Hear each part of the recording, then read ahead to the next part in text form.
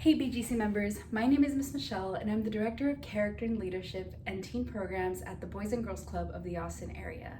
Today I want to talk to you about voting and the election process.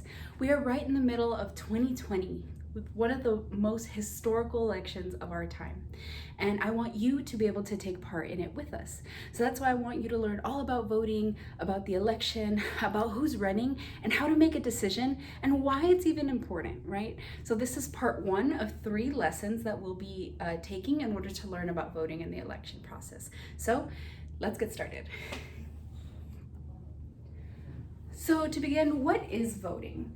Voting is a process for people to be able to choose their leaders, and it's for American citizens to be able to vote for their leaders on the federal, which is the nation, state, which is Texas for us, right? And city elections. So voting can happen on all different kinds of levels, but the one we're talking about right now is the presidential election. Something else to know about voting is that not all people have been able to vote all the time. Some people haven't been able to vote. For example, women and people of color have had to fight for their right to vote. Voting is part of democracy. Democracy is a model of government that the United States takes on where people rule. Quite literally, that's what democracy means. It's a way that citizens get to decide who gets to represent them and makes decisions and laws for everybody. The United States breaks up our democracy into 3 branches. The first branch is the legislative branch. They are the ones that make the laws. Next, we have the executive branch. They're the ones that make sure you obey the law. And the judicial branch. They're the ones who judge you if you break the law. So let's say there's a rule in place, maybe you break it, they're the ones who are going to decide what happens. The President of the United States is the person who is in the executive branch, making sure that everyone obeys the laws, right? So in order to become the president, a person has to be born in the United States, they have to be a citizen, they have to be at least 35 years old, and they have to be a resident for at least 14 years in the United States. For the election process, we choose a president every 4 years, and we choose from candidates that are nominated. So when people decide that they have someone that represents their ideas and beliefs, they can nominate them for president. And then after people have nominated tons of people, we go through and choose a candidate, right? So lots of people get nominated, there's only a few candidates. And then the roles, the role of the president is to be the leader of the executive branch, but they also have other roles, like being the commander-in-chief of the military, and they get to live in the White House. So it's a pretty cool gig if you ask me.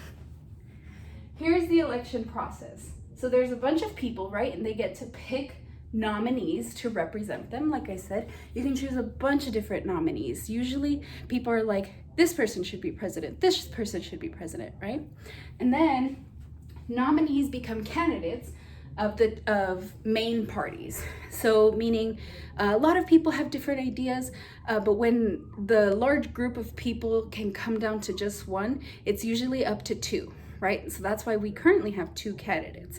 There are other groups of people that choose people to represent them, but they're not as popular, right? And so there's 2 parties that usually pick one person each, and they become our candidates.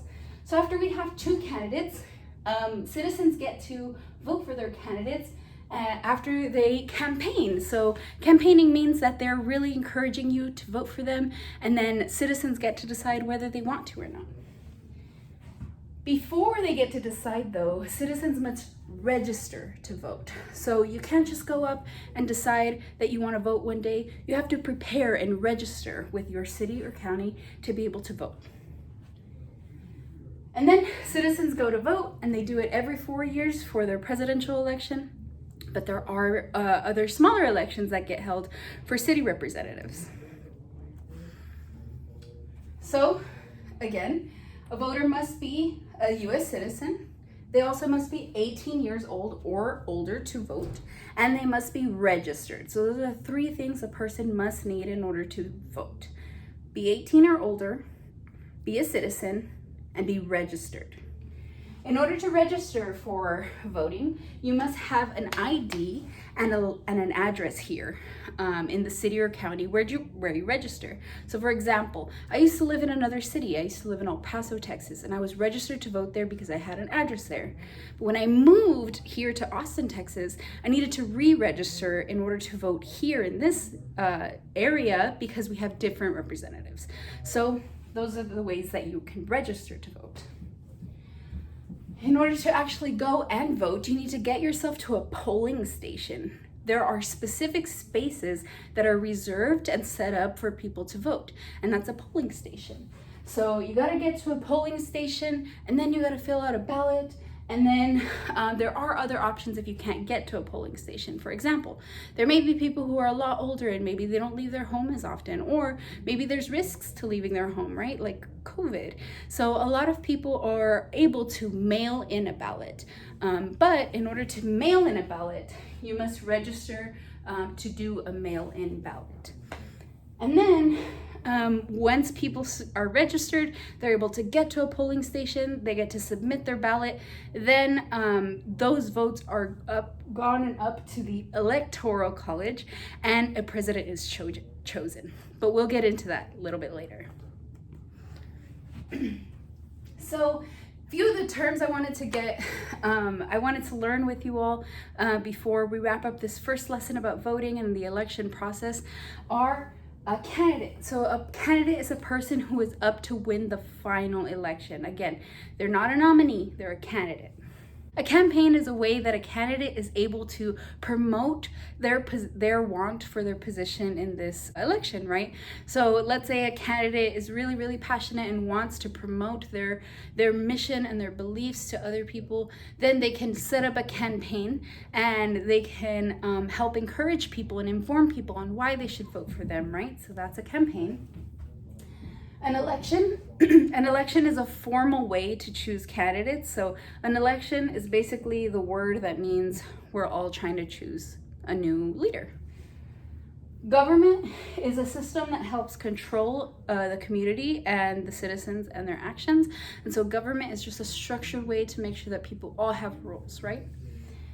Inauguration, this is something that you might hear. Inauguration is a special ceremony that happens when a president is going to take over. And so it's a way to formally introduce them into their new position.